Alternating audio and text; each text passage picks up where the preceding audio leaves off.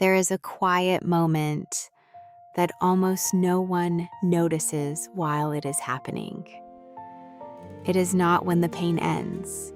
It is not when the memories fade. It is when you make a simple decision and do not fall apart afterward. You do not spend hours second guessing. You do not look for anyone's approval. You do not feel like you need to explain yourself. You simply choose. And you stand by that choice, and that is the moment when trust comes back, almost without warning. Because losing a relationship can hurt, but losing trust in your own judgment changes everything. Maybe you know this feeling. You decide something and immediately doubt it. You say what you think, and seconds later, want to take it back. You follow your intuition and start wondering if you were wrong, as if there were a constant inner voice questioning every step. And the truth is that voice was not always born with you. Sometimes it was built over months or years.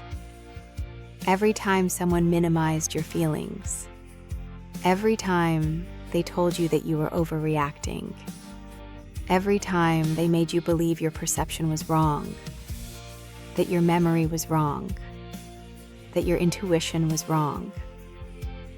Little by little, you learn a dangerous lesson: to trust someone else's judgment more than your own. And then something strange happens. You keep living, you keep working, you keep smiling, but inside you start asking for permission to exist. Permission to feel, permission to decide, permission to be who you are. The problem is that it looks like caution, it looks like maturity, and it looks like humility, but most of the time it is just fear. The fear of making mistakes, the fear of being judged, the fear of trusting yourself and regretting it. But there is something important that life teaches. You do not recover trust by getting everything right. You recover trust by surviving your own mistakes. Because trust does not come from perfection, it comes from experience. It comes when you realize you can handle the consequences of your own choices, even when they do not turn out the way you imagined. And then something starts to change, slowly, almost imperceptibly. You choose a restaurant without asking everyone's opinion. You say no without spending the night feeling guilty. You change your mind without feeling ashamed. You share an opinion without having to defend it, like you are on trial. Small things. But that is how trust comes back, not in grand turning points, but in small acts of loyalty to yourself. And the more you practice, the more you remember a truth you had forgotten. Your intuition never disappeared, your voice never left, your identity never stopped existing. It was just buried under layers of fear, because trusting yourself does not mean believing you will always be right. It means believing you will still be you, even when you are wrong. And there is an enormous freedom in that. The freedom of not needing to control everything. The freedom of not needing to please everyone. The freedom of not needing to justify every choice. And one day you look back and realize that the person who used to ask for permission to exist is no longer there. In her place stands someone different. Not stronger because she suffered, but more whole because she came back to herself. Trust did not return all at once. It returned every time you chose to listen to yourself. Every time you respected what you felt. Every time you stopped abandoning yourself. And maybe that is what healing means. not becoming someone new, but returning to believe in the person you always were. Book reflection. In Daring Greatly, Brené Brown explains that healthy self-confidence does not come from the absence of failure, but from the willingness to keep showing up for your own life, even with fear, uncertainty, and imperfection. Returning to trust yourself is not about eliminating doubt. It is about letting doubt ride along without letting it take the wheel. Film to reflect on Eat, Pray Love follows a woman who, after losing her sense of direction in her own life, sets out to find herself and discovers that the voice she was searching for was always there. Sometimes the answer we are looking for is not out in the world. It is in the courage to listen to ourselves. Emotional practice of the day. Take a piece of paper and answer, in which areas of my life do I doubt myself the most? When was the last time my intuition was right? What small decision can I make today without seeking anyone's approval? Do not try to answer perfectly, just answer honestly, because trust grows exactly where honesty begins. I want to share something that comes up very often in therapeutic work. Many people believe they have lost trust in themselves, but most of the time, what they have lost is the habit of listening to themselves. When we spend time in environments where our emotions are constantly invalidated, we start to distrust our own experience. It is as if our internal navigation system no longer feels reliable, and so we start looking for answers everywhere, in friends, on the internet, in other people's opinions, anywhere but inside ourselves. Psychologically, this process has a name. We call it chronic emotional invalidation, and it does not need to come from a single person or a single event. It builds slowly in small doses over time. The work of rebuilding involves exactly this: relearning to recognize that your emotions, thoughts, and perceptions deserve to be heard. True self-confidence is not arrogance. It is not absolute certainty.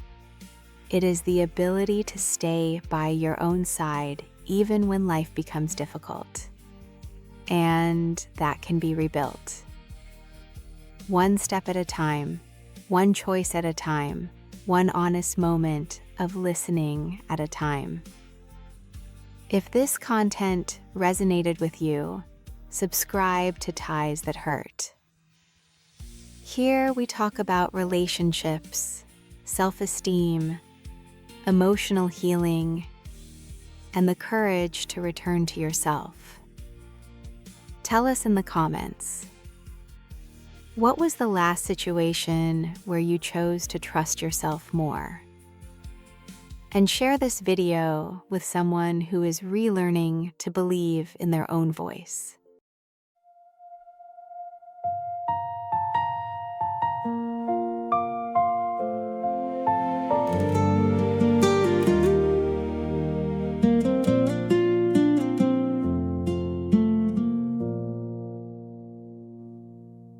There are things we never tell anyone that stay buried deep inside the chest, like a secret that aches in silence, like a smile that no longer feels real. I learned to measure every single word, to swallow everything I wanted to say. Little by little I became smaller, without noticing I was fading away. I walked through my home like a minefield, calculating the toll, the time, the place. I became an expert at disappearing, just so I wouldn't have more pain to face. And whenever the pain would rise, they told me I was overreacting. It was all in my head. I started believing that unfamiliar voice, until the only voice left was the one he said. But now I see myself inside the mirror and recognize the signs I ignored. These are ties that hurt deep inside me. These are chains that I carry before. It's not love when it erases who you are. It's not love when you lose yourself instead. It's not love when it feeds upon your pain. It's not love, it never was love.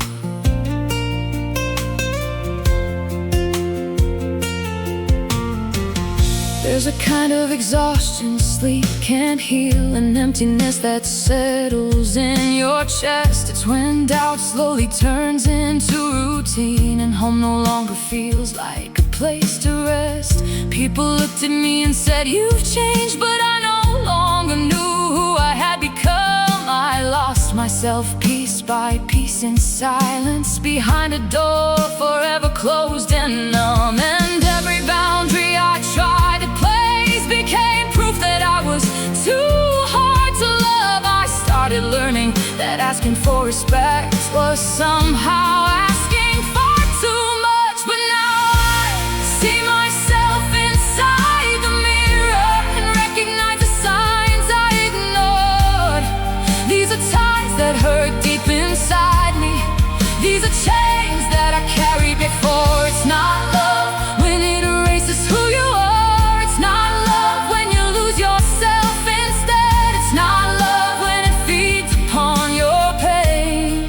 It's not love, it never was love.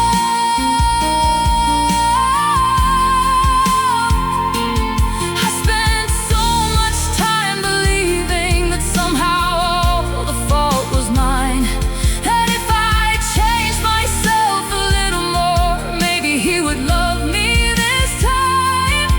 But real love never humiliates, never punishes, disappears, then returns again.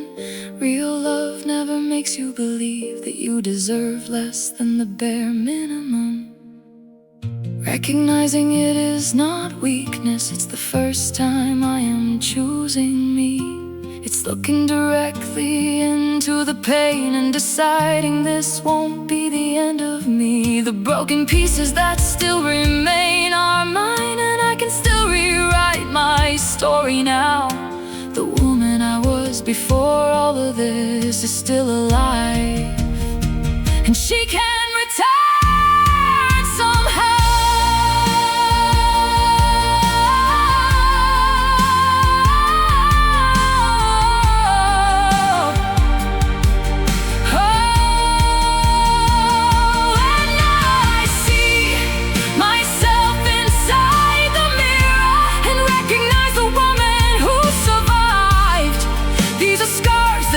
Deep inside me, but proof that somehow I stayed alive.